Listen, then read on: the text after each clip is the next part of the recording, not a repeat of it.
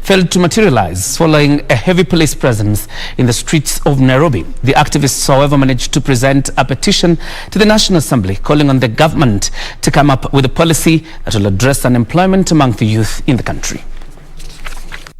In the streets of Nairobi, and a section of civil society groups prepared to make a peaceful march to mark the 31st Saba Saba day, but the planned peaceful protest were met with tear gas as heavily armed police officers kept vigil at strategic points in the city. However, the group changed tack and disintegrated only to regroup at the National Assembly, where it presented a petition with a raft of demands. I will present this petition to Parliament. As you can see from what has been read out, it captures the mood of the youth in this country. We're requesting that there be money put aside for unskilled youth in the villages in a manner that they're able to do productive work for the country, which is not just lashing. They should be engaged in work that is productive for the country.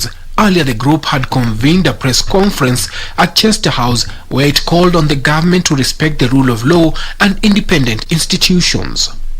When democracy was introduced in the world, it was a social contract between the people and the people they choose. We're asking Kenyans to join political parties, join ideological parties, carry your brain when you're going to vote, contest for an election, because every Kenyan has a right so to do.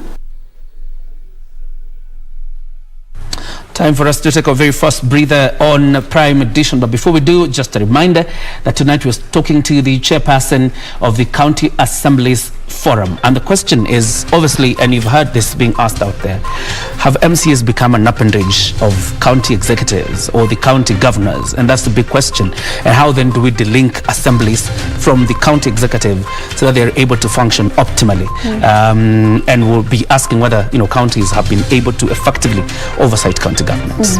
I think for a very long time the MCAs had been underestimated, but you've seen what has happened even during the corruption cases and how governors, the impeachment motions against governors, and how powerful MCAs proved to be.